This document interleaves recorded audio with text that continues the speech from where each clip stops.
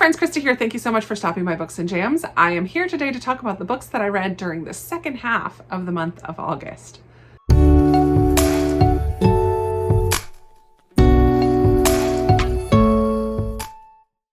I know it is almost midway through September, but it has been busy, and I spent last weekend putting up shelves rather than filming a wrap up for September. So I have 6 books to talk about with you today. I did read 16 in total in the month of August, but I talked about the first 10 in my mid-month wrap up, which you can find in the link that will be down in the description below. But I do have 6 more books that I read in the second half of the month, and I'm going to go through these from lowest rated to highest rated. I don't normally do that, but that's how I put them. So my lowest out of these 6 is 3 stars, and this is a book that has been recommended to me, I think almost every year that I've asked for recommendations at the beginning of the year, and that is What Katie Did by Susan Coolidge. This is a classic story. I thought it was super cute. Katie is a very precocious little girl who just wants to be good when she grows up. She wants to be kind and loving and good.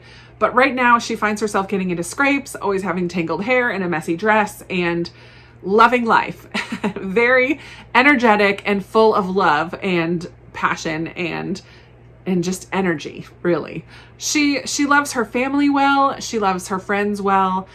She has an invalid aunt who comes to visit for a little while, and she really connects with her because this aunt is so kind and loving and patient, and that's just how Katie wants to be and tries to be, but always keeps getting herself into scrapes instead. But then an accident happens, something traumatic happens, and Katie has to really take a step back and learn how to continue on in life when it throws you curveballs. Really. And I thought this was sweet and lovely. There are quite a few poems and verses and things in here, and there are little illustrations at the front of every chapter. I thought it was sweet and cute. I am going to keep it on my shelves, even though it was only 3 stars, because I may come back to it someday. It felt like a very heartwarming read. So yeah, I enjoyed it. 3 stars. Next, I have 3 books that I gave 4 stars to, and they're all very different from each other. The first one is a historical fiction by Maya Rodell called The Mad Girls of New York. I'm so glad I finally got to this. It is a story of Nellie Bly, who was a young, ambitious journalist who moves to New York determined to make her mark on the New York journalism scene. But in the time that this is written, 1887, she's having a really hard time even getting in to see the editors because she's a woman. But she comes up with this wackadoo plan to go undercover at Blackwell's Island, which was an insane asylum in New York City for women. There had been horror stories that people, kind of rumors under the radar that it was just not a really great place. And she's determined to go to Blackwell's as a patient and write an expose about what really goes down at Blackwell's Island.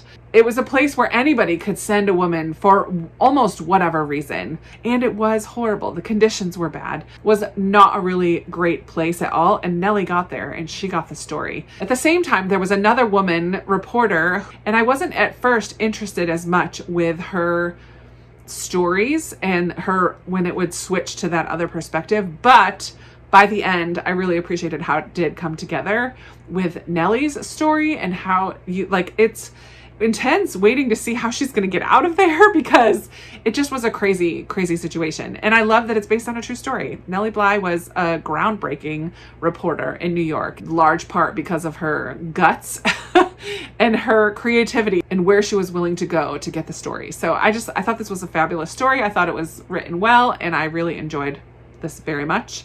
It made me want to look up a lot more about Nellie Bly, which is always a good sign of a historical fiction. If it makes you want to dive deeper into that person or event, I love that. The next 4-star read was another middle grade that I read, The Strangers by Margaret Peterson Haddix. I already knew that I liked Margaret Peterson Haddix because I read her Shadow Children series. She's written quite a bit of middle grade books.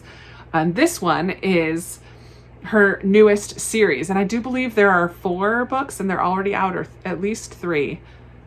And I think they're all already out, maybe, or the first couple are already out. So I'm excited that I can dive right into the next one of this. But we follow the sibling group of 3 kids, Chess, Emma, and Finn. and they're all very distinct in their personalities. They love their mother very much. It just seems like a nice, happy family until one day when they hear on the news about these 3 children who were kidnapped, who happen to be the same exact age, who have very similar names, very similar characteristics, physical characteristics of our 3 protagonists. And they start to wonder what is going on. Like, who are these other kids? Why are they so much like us? What's going on? And then their mom goes away on a mysterious work trip, and they have to go live with this other family that they don't even really know very well. And it all just kind of goes from there. There's this big mystery about what is it that's actually going on here. I loved this book. I was along for the ride. It took me places I wasn't exactly sure where we were going. And I'm very excited to continue with this series. I thought it was really fun. Another win from Margaret Peterson Haddix, if you ask me. Then I read a contemporary set in Maine, Flying Solo, by Linda Holmes. I did read Every Drake Starts Over by her, and I also enjoyed that one very much. In this one, we follow an older protagonist who, not older, like my age. She's 39, I think, or almost 40, or late 30s, early 40s. I forget how old she is exactly. Plus size, single. I'm like, oh, this is me in a book. Her name is Lori, and Lori just recently had a canceled wedding and then discovers that her great aunt has passed away, and she is the only one who has the ability and the time to go and clean out her great aunt's house. She loved this great aunt very much. This great aunt was also single her whole life, and Lori just looked up to her and respected her a lot. She has a good friend and an old college or an old high school friend, boyfriend-ish, who come and help her along the way. And while cleaning out her great aunt's house, she finds this wooden duck, this decoy duck, that is just unique enough to spark some questions in her. She found it buried in a box with blankets or something like that. And along with learning about Lori and the choices that she's made for her life and what it's like for her to be single and a little bit older in the midst of having all her friends with kids and married, and the choices that she's making and how she's finding contentment and just living her life. But then interspersed, we also have this mystery of this duck, which was so quirky, but I long for the ride. I just really enjoyed Linda Holmes's writing, and I loved a protagonist that looks and feels like me in a lot of ways. I didn't love the direction that it went at the very end. The choices that Lori made for her life, I didn't love at the end, but I liked the book enough that it's going to stick with a 4-star rating. I really, really enjoyed that one. And then I had 2 5-star reads in August at the end of the month. The first is Four Treasures of the Sky by Jenny Tingui Zhang. I looked up how to say that, and I think I just butchered it. Man, I'm so bummed because I was practicing how to say that. But this is a story of a young Chinese girl whose parents disappear when she's very young, and she's living with her grandmother, and then her grandmother ships her off to a nearby city and kind of tells her to fend for herself. She finds a little bit of a job cleaning at this calligraphy studio and learning a lot about calligraphy. Calligraphy is a huge theme all the way through here, a huge thread all the way through this book, which was super interesting to learn about. And one day she's out during some of her free time. She's out at the market and kind of eyeballing the food. She's really hungry. She doesn't get quite enough at the place where she's found to stay, and is kind of surrounded by the shop owners. They think she's there to steal their food. They're about to send her to the police or something, and this man comes, and he seems like a savior in the moment. He kind of protects her from, oh, I should say all this time she's dressed like a boy. She had chopped her hair off. Everyone thinks that she's a boy. She's adopted a new identity and everything. This man comes, seemingly, this is all in the first chapter, seemingly protects her from this crazy crowd who's out to get her, walks her away, and then turns out he actually kidnaps her. And we learn about the horrors that she has to that she has to endure as she is basically shipped off to America. This happens in, I don't know the timeline, in the 1880s, so in the late 1800s, kind of around the same time as Nellie Bly in New York City, interesting enough. But she's shipped off to America, and forced to work and live in a brothel for quite a while. And then we just kind of follow her from there. She ends up in Iowa or Idaho, I think, and has this passion and desire to find a way to get back home to China. But so we just follow this young girl all the way. What's her name? Dayu. And it was really interesting to learn about American prejudice against the Chinese right from the government. I mean, there was a Chinese Exclusion Act that was a law that was passed that only men could come over from China and not women at all. And so there was like a large number of men, but they couldn't find people to marry. And so and there was just a ton of prejudice against Chinese people. I listened to this one on audio, and it was very interesting because the author's dad was driving through Idaho at one point and pulled over because he saw this historical marker, major event in this book, which I don't really want to say because I think it does spoil because it's right near the end. But there's a major event in this book that that's based on a true, like, that event really happened. There's a historical marker in Idaho somewhere. The author's dad said, "Hey, I want you to write the story of what really happened here." And so that's kind of where her mind started, where this story started. And then it worked backwards from there. And eventually until we were just following Dayu and through her life, basically.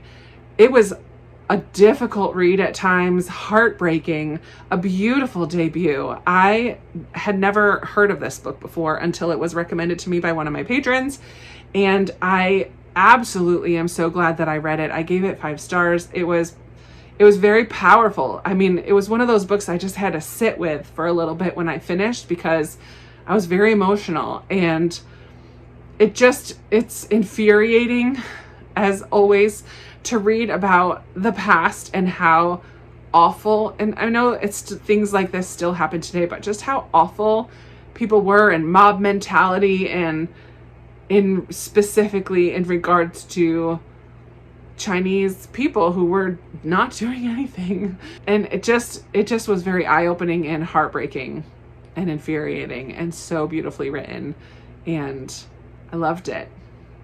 Four Treasures of the Sky. It's not a popular one. It's kind of an under the radar read, but if you're interested at all in American history, but from a different viewpoint, this might be something to pick up. Four Treasures of the Sky by that author, Jenny Tingwei Zhang. And the audiobook had a really great interview with her at the end, which I always love. So that was fabulous, and also really needs to get back to the library. I think these two are so overdue. Whoops. And finally, I have my Patreon book club book from August, which was Dear Edward by Ann Napolitano. And I also gave this one 5 stars. I loved it. I've said on this channel before that I love books that talk about grief in some way. And this whole book was following this young boy who is the sole survivor of a plane crash. And the rest of his family was on the plane with him, and he loses them. And he was 12 years old, I think, or 11 when that happened. And so we follow him basically through high school-ish, and how he learns to walk through losing the rest of his family and being the sole survivor and being the focus of media and so much attention, especially at the beginning. He goes to live with his aunt and uncle right away, and they're dealing with their own stuff. And I liked that the aunt and uncle had a good arc about marriage, because they were really struggling with some specific situations in their marriage, and it was really tough. But as the story went on, we saw that arc as well and saw them work at things. But really we follow Edward. He befriends a next door neighbor who really becomes his best friend and helps him through the grief as well. But really, I just was so impressed having siblings who were the age of Edward when my dad passed away. I thought she nailed it as far as developmentally where they were at and things that they would think about and how grief affected them, how losing family affected him. I thought it felt appropriate. I thought his conversations felt like a kid, a teenager at times. Like, I just feel like the adults in this book were so supportive, and I felt like the relationships were all very appropriately written. It didn't feel insincere. It felt very authentic, and I just thought it was beautiful. I thought it was heartbreaking, but also done really, really well. Yeah, so I loved Dear Edward by Ann Napolitano. Fabulous. Easy 5-star for me. So good. So here are the 6 books that I read at the end of August. Remember to check out the link down below if you want to see what I read at the beginning of the month. But yeah, these 2 need to get back, and that one. 3. These 3 right here need to get back to the library. Ooh, whoops. I'd love to chat with you in the comments below about any of these books that I talked about today, or what was your favorite read in the month of August? How is your series September going? We're like way into September. Sorry, this is so late. I do appreciate you hanging out with me. I can't wait to talk with you in the comments and talk with you in another video coming very soon. Bye.